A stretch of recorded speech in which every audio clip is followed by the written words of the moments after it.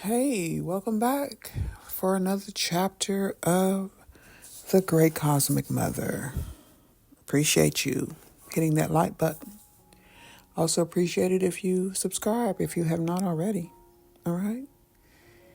And of course, you can check out any of my tarot or oracle readings on the channel. But right now, we're going to tap into a little I say word magic because I love the words. I love to see the letters and the words on the page. I love to read. But so I picked a chapter here. It's fairly short. Okay, God as Father. God as Father. If God is the mother of the universe, then the creation is of the same substance as her. It is of her, as a child is of its mother's substance. And this means that the whole creation is divine and divinely related. We should have imagined life as created in the birth pain of God, the mother. Then we would understand that, we would know that our life's rhythm beats from her great heart, torn with agony of love and birth. Then we would understand why we, her children, have inherited pain, and we would feel that death meant a reunion with her, a passing back into her substance, the blood of her blood, peace of her peace. Human females and males are not equally genetic parents. The female X chromosome is 3 to 4 times longer than the male Y chromosome. It carries the overwhelming preponderance of critical genetic information, unrelated to sex, needed to create a human being. Further, while only half the population has a Y chromosome, all of us, female and male, contain an X. It is our primary genetic bond as a species.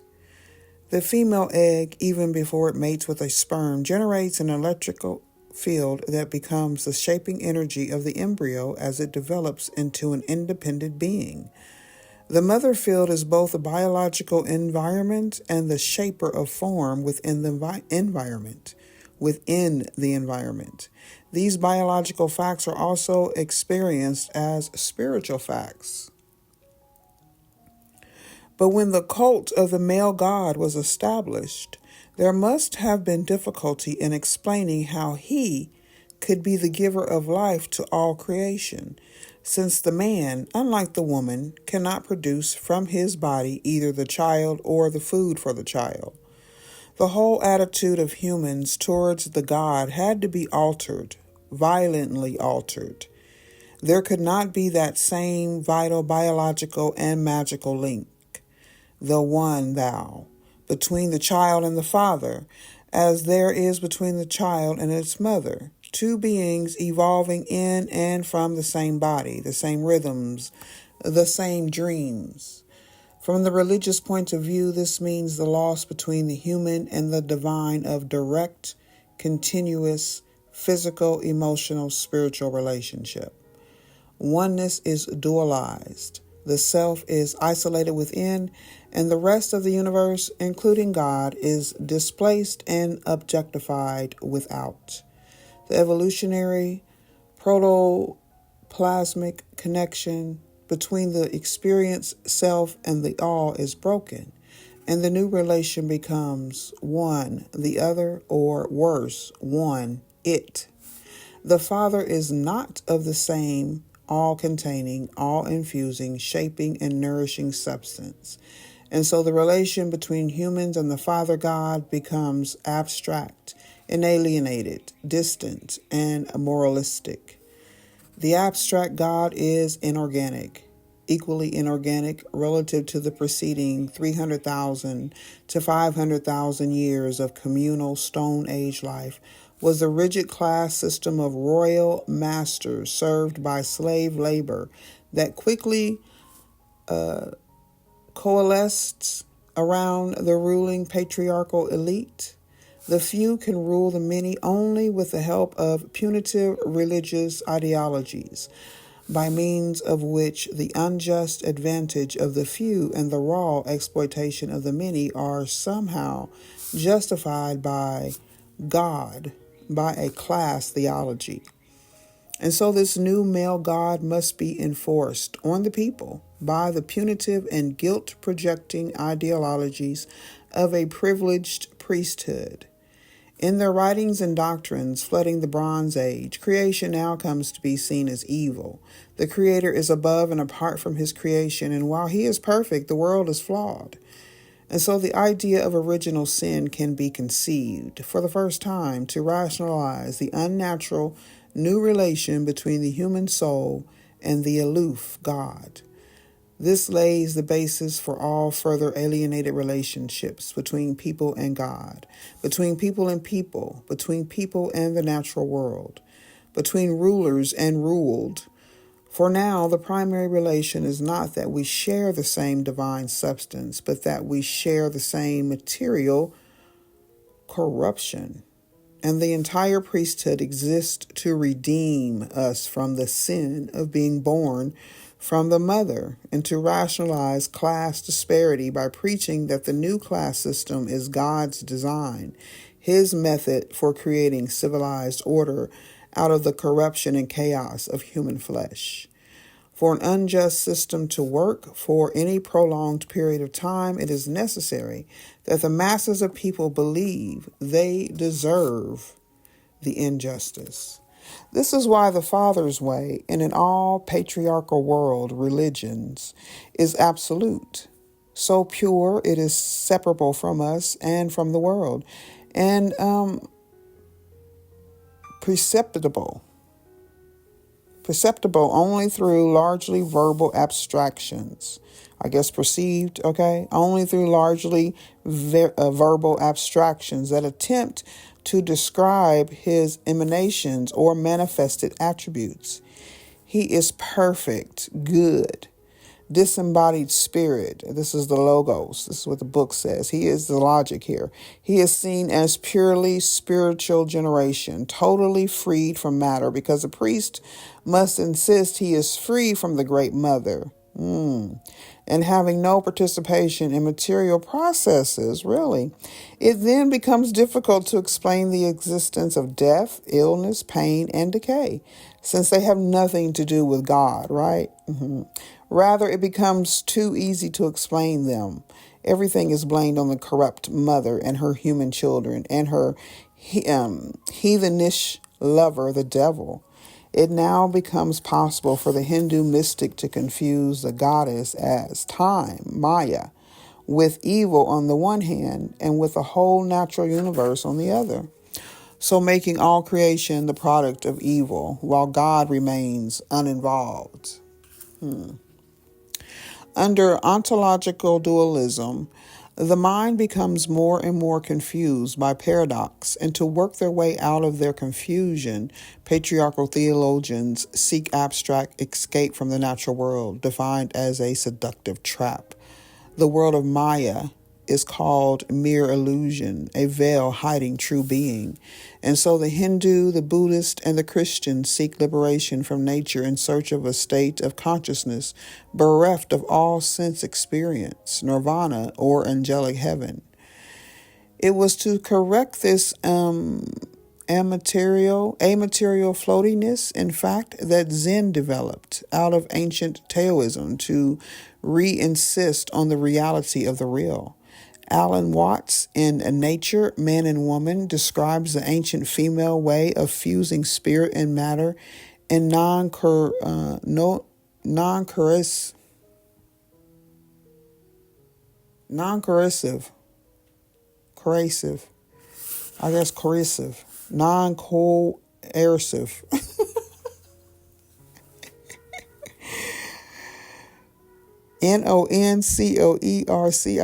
I feel like I can say it, but I'm not saying it. Matter in non-coercive union.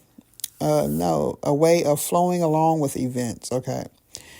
Non-coercive, like it's not being nudged or prodded. Things are just flowing. Okay, I got it. While at the same time, cooperatively molding them. It is the way of the dance and of the unfolding of plant, animal, and mineral forms. The desire of energy to form itself according to its own rhythms, At some historic point in an aggressive act of self-definition, the male mind interpreted this energy, this organic will, as other, and mentally separated himself from it. It became Maya, illusion, evil, mere matter, inferior object. Denying and fighting it, man tries to artificially or ideologically impose his own contrary ego will. In the process, he destroys nature and thereby, for he too is nature himself. Destroy yourself. Self-destruction. And Taoism says, is it Tao? The Tao? There is a thing confusedly formed, born before heaven and earth, silent and void. It stands alone and does not change, goes round and does not weary. It is capable of being the mother of the world. I know not its name, so I style it the way. I give it to the makeshift name of the great. Being great, it is further described as receding. Receding it is described as far away. Being far away it is, turning back. Tao is what from which one cannot for a single minute depart. That from which one may depart is not Tao or Tao. So as the Father God is seen as entirely good, light, and static, like the sun at noon, the Hebrews and Christians had to invent the devil. In the Bible, the Old Testament Hebrews refer to Satan, which means enemy. Any enemy of the Hebrews or the Hebrew God was satanic. Early Christians, who were mostly Hebrew and inheritors of the Hebrew tradition, expanded on this quasi-political definition of embodied evil until the devil became the source of all things called evil, of decay, darkness, illness, pain, and death. The Jewish ensigns, who were evolving Christian concepts 100 years at least before the reputed birth of Christ, also took in many Persian, Zoroastrian concepts of good versus evil as a cosmic battle between light and dark, between the children of light and the children of darkness. And so an extremely dualistic good light versus evil dark ontology was incorporated as a rational framework of Christianity, with an aloof cloud-dwelling God representing all that is good and light, while a very busy, world-hugging devil represents all the bad, dark stuff. Once Christians had invented this monster, they became totally obsessed with this invention of theirs. Fanatically obsessed, since the devil is the curse of those who have abandoned the goddess. And fanaticism is a mental curse.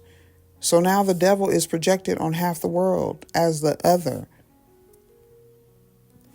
by the crazy half that considers itself good. Islam inherited the same biblical tendency toward dualism and devil projection and has historically elaborated on it also. Under these religious systems, half of life is seen as the enemy of life and is no longer experienced as an inherent and organic part of the life process. In patriarchy, the mother character of the symbol materia is devalued. Matter is no longer revered as the foundation substance of the world of growth and experience. Matter is no longer intuited as an evolutionary phenomenon, as a form of spirit energy, as a potentia of consciousness. Matter is now the stupid, dark female, despised as something of inferior value in contrast with the male ideal. In Muslim and Christian doctrine, matter has become inert, wholly negative, demonized, and hostile to spirit.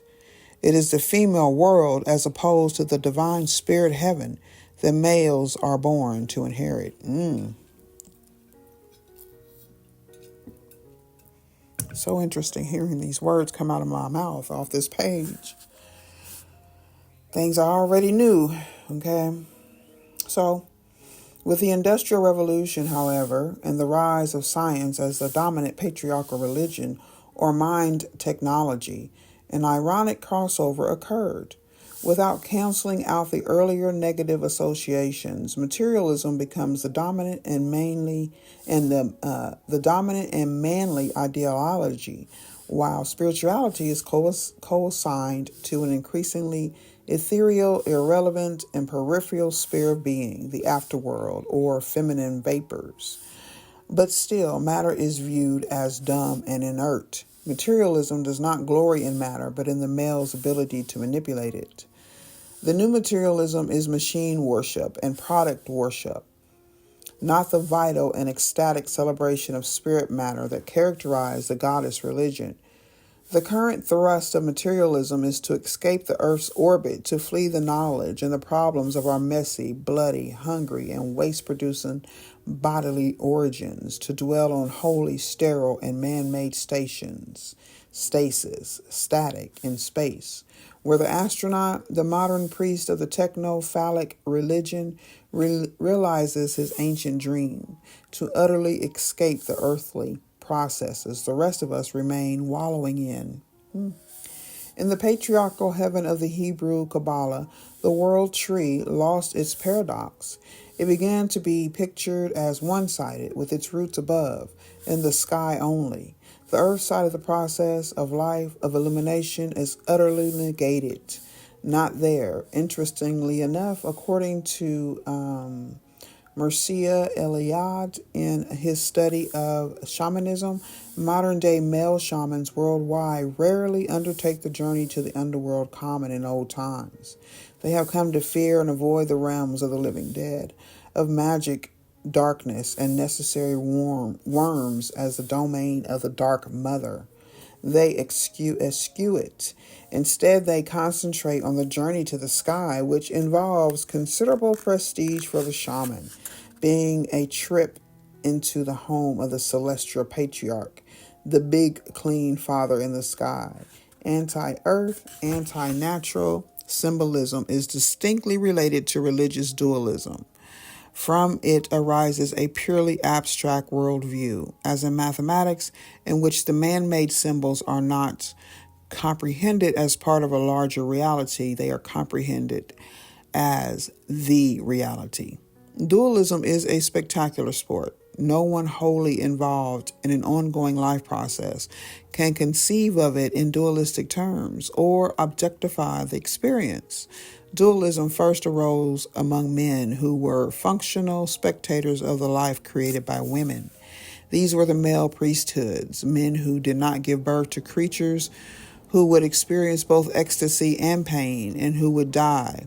Men whose whole self-appointed task was the uninvolved organization and manipulation of life into abstract and systematic terms for the sake of secular control and power.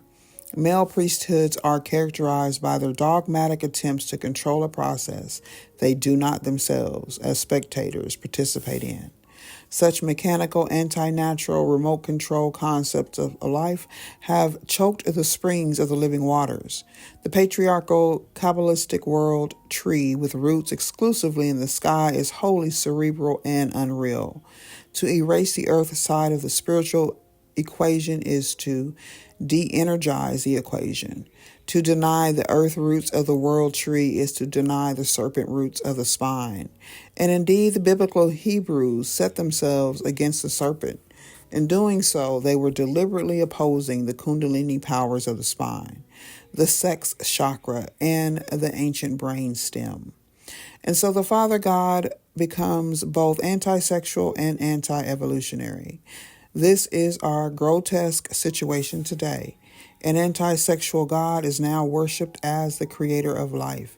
And wherever you find a purantical God, you find also a pornographic God, for the human mind will strive for balance. And an anti-evolutionary God is now worshipped as the goal of human progress, to be achieved not by organic growth of consciousness, but by worship of developmental machine programs and technologies. The immortality promised by the moon goddess was not a state of perfection or stasis in eternal light. She offers an ever-renewed life like the moon's own, in which diminishing and dying are as essential to spirit growth as birth and becoming. Her redemption is not from sin and matter, but from mental traps that block the self from its source.